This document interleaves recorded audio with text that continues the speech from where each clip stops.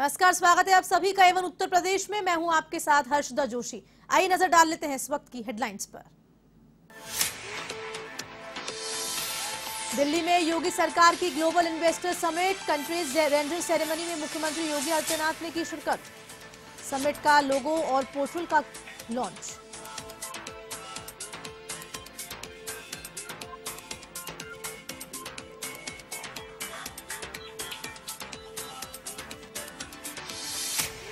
UP में एक बार फिर से चली तबादला एक्सप्रेस। 6 आईएएस अधिकारियों का किया इधर से उधर। अयोध्या, मिर्जापुर और बस्ती मंडल के बदले कमिश्नर।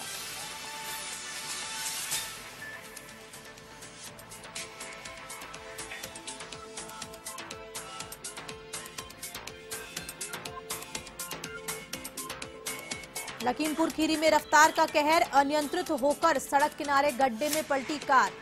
हादसे में 5 लोगों की मौत, 4 लोग घायल। पलिया कोतवाली के अतरिया गांव की यह घटना।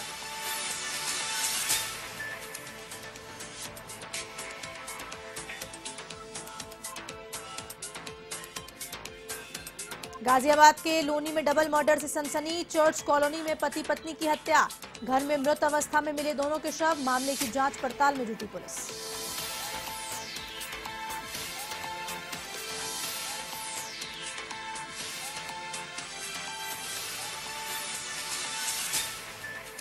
हरदोई में अपने ही बने कातिल। किसान को परिवार के ही लोगों ने पीट पीट कर उतारा मौत के घाट। सरसवा मजुरा वाजिद नगर की है घटना।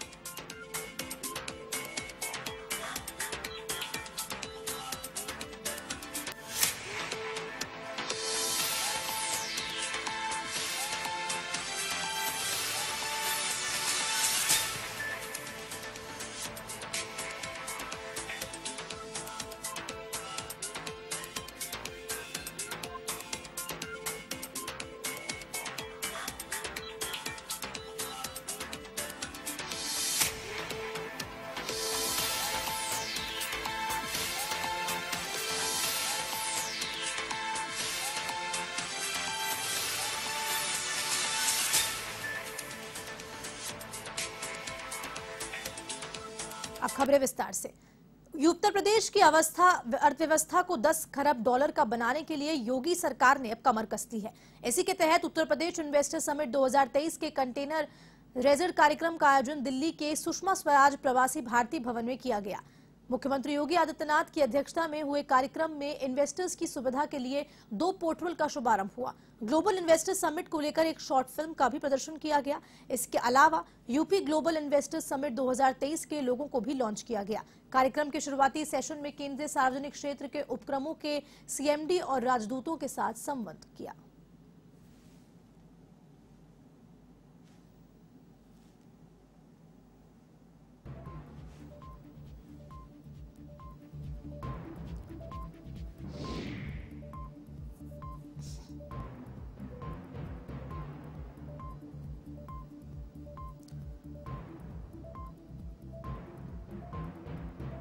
योगी सरकार की ग्लोबल इन्वेस्टर समिट का आयोजन हुआ।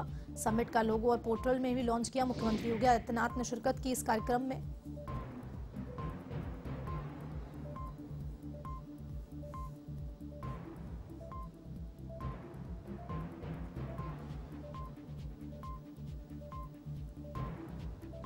समिट में लोगो का भी लॉन्च किया गया। योगी सरकार की ग्लोबल इन्वेस्टर समिट 2023 का आयोजन हुआ,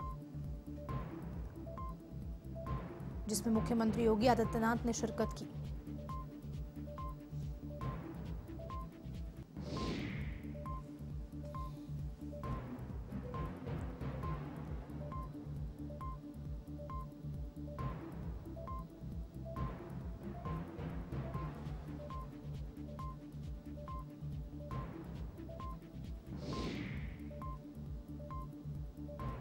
इस महत्वपूर्ण सेरेमनी में मुख्यमंत्री योगी आदित्यनाथ ने शिरकत की। समिट का लोगो और पोर्टल का भी शुभारंभ किया गया। योगी आदित्यनाथ द्वारा योगी सरकार की ग्लोबल इन्वेस्टर समिट 2023 का यह आयोजन हो रहा है।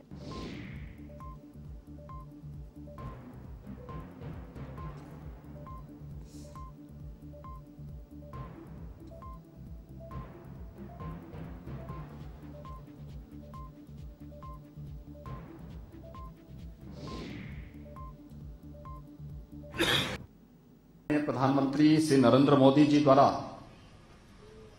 निर्धारित आत्मनिर्भर भारत के विजन का कायाकल्प का एक प्रमुख स्तंभ भी उत्तर प्रदेश है। माननीय प्रधानमंत्री जी ने रिफॉर्म, परफॉर्म तथा ट्रांसफॉर्म के मंत्र को उत्तर प्रदेश ने अक्षरशः लागू किया है। विगत 5.5 वर्ष के दौरान राज्य सरकार ने आर्थिक विकास एवं समृद्धि की दिशा में अनेक महत्वपूर्ण कदम उठाए हैं। प्रदेश ने सक्षम नीतिगत समर्थन एवं विश्वस्तरीय बुनियादी ढांचा प्रदान करने अपने करके प्रदेश के अंदर एक कारोबारी माहौल भी बनाने में सफलता प्राप्त की है।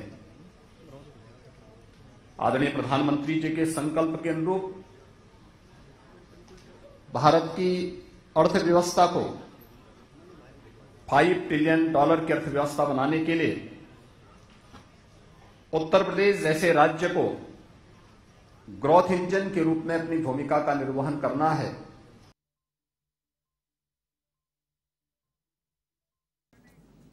पूर्व रक्षा मंत्री यूपी के पूर्व मुख्यमंत्री स्वर्गीय मुलायम सिंह यादव की जयंती पर सीएम योगी आदित्यनाथ ने श्रद्धांजलि दी और कहा कि उनके काम को कभी भुलाया नहीं जा सकता।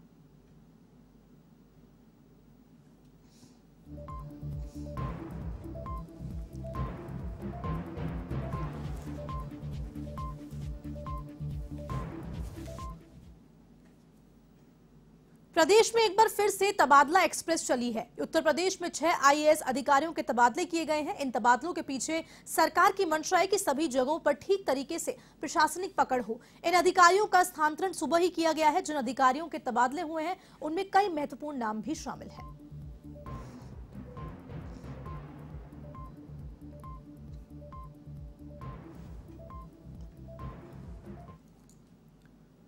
देश के प्रधानमंत्री नरेंद्र मोदी और सूबे में काबिज योगी आदित्यनाथ सरकार द्वारा अन्नदाताओं के लिए तमाम तरह की योजनाएं चलाई जा रही हैं, जिसमें लघु सिंचाई विभाग किसानों के लिए विशेष योगदान दे रहा है।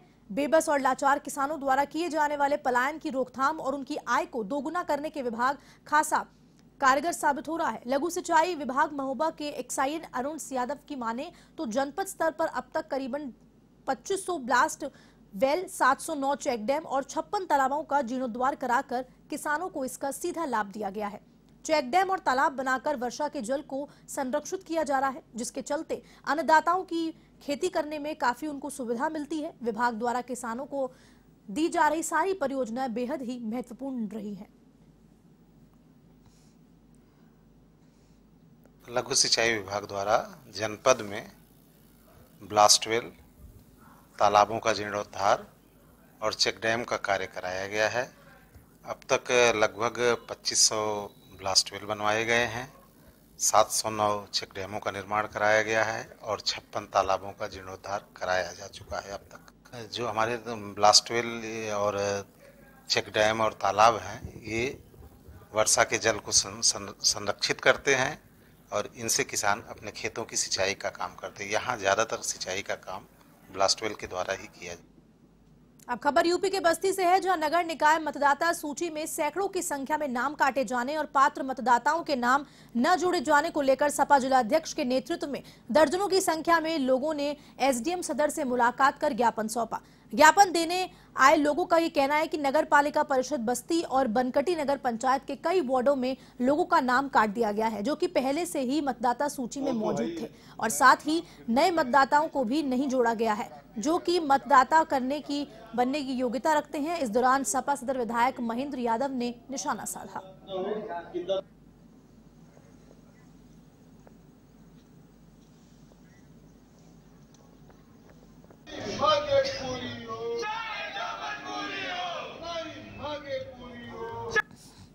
हमारे वार्ड में भाग संख्या 4 है, जिसमें 89 नंबर भाग संख्या में जो लोग रह रहे हैं उनका नाम काट दिया गया है। और जिनका नाम हम लोग बढ़ाने गए थे और उनका नाम बढ़ाया नहीं गया, जिसका प्रारूप मेरे पास रखा हुआ साक्ष्य के साथ। और आज एसडीएम साहब से माननीय विधायक जी महेंद्र भैया के साथ हम लोग गए मिले हैं। उन्होंने एक आश्वासन दिया 3 घंटे में हम लोग उनको एक लिस्ट बना के देंगे, जो वहाँ रह रहे हैं एक सही लिस्ट बना के हम लोग देंगे। पिछली वोटर लिस्ट में जिनका नाम था भी, उनका भी नाम धड़ल्ले से काट दिया गया बड़े पैमाने। तो उसी की शिकायत लेकर के लोग एसडीएम साहब के पास आए थे। एसडीएम साहब ने टाइम मांगा है और इन लोगों से एक अलग से एप्लीकेशन मांगा है कि अलग से तैयार करके जो है वार्ड वाइज आप लोग एप्लीकेशन दे दीजिए कि कहाँ कहाँ गड़बड़ी हुई है, और उन्होंने टाइम दिया कि कल तक वो सही करा देंगे। अब खबर कौशाम्बी से है, जहां धड़ल्ले के बालू का अवैध खनन हो रहा है और घाटों से ट्रैक्टर में लाद कर खनन माफिया अवैध बालू ले जाते हैं। तो वहीं नाव से अवैध बालू लाने का वीडियो सोशल मीडिया पर जमकर वायरल हो रहा है, लेकिन जिला प्रशासन और खनन विभाग की जिम्मेदार जानकर भी अनजान बन रहे हैं।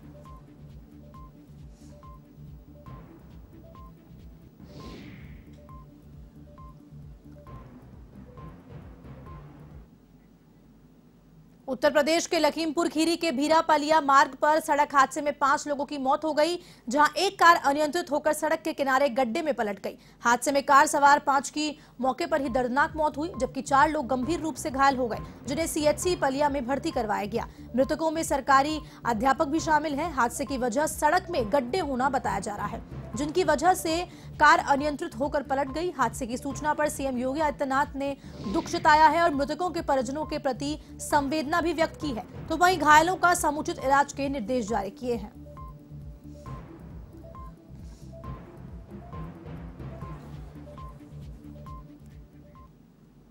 खबर यूपी के गाजियाबाद से है, जहां लोनी में डबल मर्डर से सनसनी फैल गई।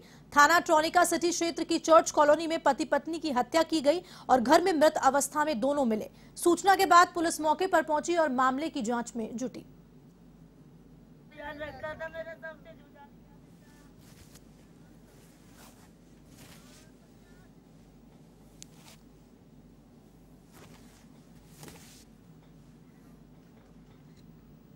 हरदोई के पिहानी थाना क्षेत्र सरसवा मजरा वाजिद नगर में एक किसान के परिवार के ही लोगों ने पीट पीट कर उसकी निर्मम हत्या कर डाली। बचाने पहुंचे 2 पुत्रों पर भी हमलावरों ने घायल कर दिया। एक बेटे का इलाज जिला अस्पताल में चल रहा है। सूचना पर पुलिस मौके पर पहुंची और तीनों घायलों को जिला अस्पताल भेजा गया, जहां पर नरेश को डॉक्टर ने मृत घोषित कर दिया, जबकि संदीप का इलाज अभी चल रहा है। तो वहीं नरवीर को इलाज देने के बाद छुट्टी दे दी गई है।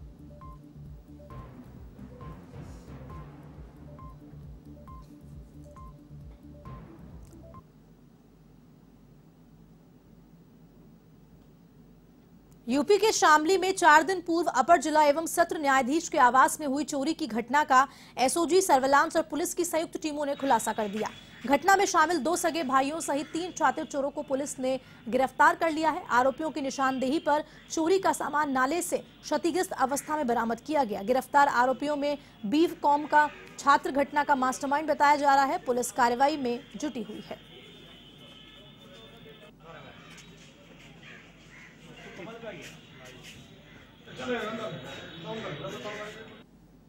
क्या चोरी की तुमने जज साहब के यहाँ? पता नहीं था जज साहब का मकान है? जी नहीं, पता नहीं था जज साहब का मकान। अच्छा, इसके अलावा कितने स्थानों पर चोरी की आपने? 4-5। तीनों साथ रहते थे? नहीं जी, 2 जने। शशांक और ये कब से दोस्ती तुम्हारे बीच में? जी 2-3 साल से। अच्छा, किसके यहाँ सामान बेचते थे? कहाँ पे बेचते थे चोरी करने के बाद? सुनार को बेचते थे जी। कैराना में कहाँ? कैराना में, शामली में। जालौन में क्राइम ब्रांच में तैनात एसओ के साथ मारपीट कर बदमाश ने लूट कर ली, जिसके बाद घायल एसओ को प्राइवेट हॉस्पिटल में भर्ती करवाया गया। तो आपको ये भी बता दें कि जालौन से बदायूं एडवेंस के लिए एसओ जा रहे थे और अवधेश कुमार जालौन क्राइम ब्रांच में तैनात हैं। तो वहीं बदमाश तिरवा क्षेत्र के फगुआ भट्टा के पास कार छोड़कर फरार हो गए। मामला सदर कोतवाली क्षेत्र के जलालपुर का बताया जा रहा है।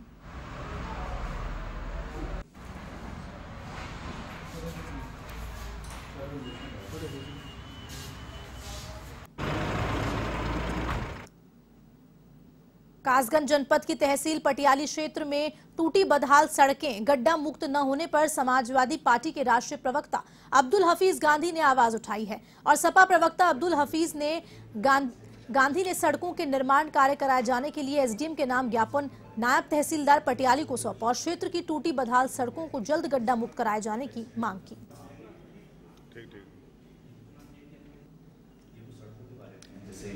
जो भरगेन और दरियागंज की सड़क है। आज पटियाली के नायब तहसीलदार मुकेश कुमार जी से मैं मिला था और उनको एक ज्ञापन सौंपा है, क्योंकि 30 नवंबर तक गड्ढा मुक्ति अभियान चल रहा है। तो इसी सिलसिले में मैंने एक ज्ञापन दिया है कि कुछ पटियाली विधानसभा क्षेत्र की सड़कें हैं जो अभी तक गड्ढा मुक्त नहीं हुई है, जैसे भरगेन से दरियागंज वाली जो सड़क है, उसके अलावा पटियाली से सिरपुरा की सड़क है, सिरपुरा से धुमरी की सड़क है, पटियाली से धुमरी वाली सड़क है। और एक बार हमने मांग की है कि पटियाली कस्बे में जो धुमरी मोड़ है वहां पर किसी भी तरह के संकेत नहीं लगे हुए, यानी कि बोर्ड नहीं लगे हुए, अक्सर वहां एक्सीडेंट होते रहते हैं। उत्तर प्रदेश के जनपद कासगंज की तीर्थ नगरी सोरोजी में अब शराब नहीं बिकेगी। प्रदेश की योगी सरकार के निर्देश पर डीएम हर्षिता माथुर ने यह आदेश जारी किया है। आपको बता दें कि तीर्थ नगरी सोरोजी में मौजूद शराब और भांग के सभी ठेके अब तीर्थ नगरी की सीमा से बाहर स्थानांतरित होंगे। ये भी बता दें कि मुख्यमंत्री योगी आदित्यनाथ ने सोरोजी को वैदिक तीर्थ नगरी घोषित किया था। तीर्थ स्थल पर अंडा, मांस, मछली की खरीद बिक्री पहले से ही प्रतिबंधित थी। अब सरकार के निर्देश पर कासगंज जनपद की डीएम हर्षिता माथुर ने एक आदेश जारी किया है। अब सोरोजी के अंदर शराब की खरीद, बिक्री और सेवन पर भी प्रतिबंध लगेगा।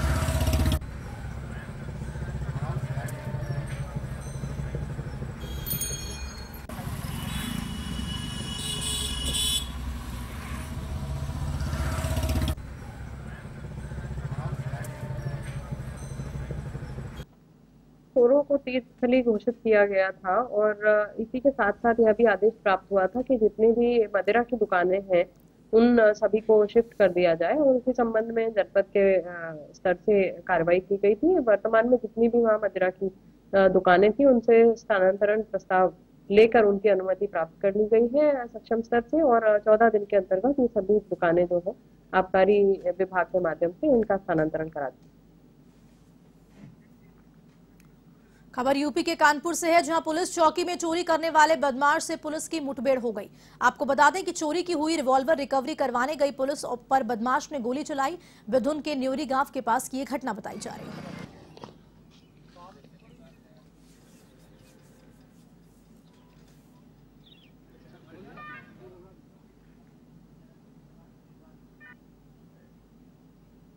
तारीख को थाना क्षेत्र बिदनू की न्यू आज़ाद नगर चौकी से ही पिस्टल चोरी होने की घटना जो हुई थी, उसमें हम लोगों ने कई टीमें बनाई थी। कानपुर कमिश्नरेट से इसको बहुत सीरियसली लिया था। उसी क्रम में कई लोगों से पूछताछ हुई थी, कई जगह पे सर्च भी हुए थे। एक व्यक्ति जो शेखू है और उसके साथी, उसको भी हम लोगों ने इसी प्रकार से जब पूछताछ करी तो उसने बताया कि वो घटना उसी के द्वारा कारित की गई थी और उसने यहाँ पे रेलवे लाइन के पास में पुलिया के नीचे उस पिस्टल को छुपा के रखा था। अगर वो हम उसको लेके आएंगे तो वो उसको ढूंढने में मदद कर देगा। तो कल हम इसको लेके आए थे, अपने साथ हमारी टीम लेके आई थी रात में। तो इसके द्वारा उसी पिस्टल से, जहाँ पे इसने छुपा के रखी थी नीचे पुलिया के पास में, उसी पिस्टल से इसने फायर करने की कोशिश करी, फायर हुआ और उसी जवाबी कार्रवाई में आत्मरक्षा में पुलिस के द्वारा भी फायर हुआ, जिसमें ये घायल हो गया है और इसको हॉस्पिटल। एवन उत्तर प्रदेश में फिलहाल के लिए इतना ही। देश दुनिया की तमाम खबरों के लिए आप देखते रहिए एवन टीवी। नमस्कार।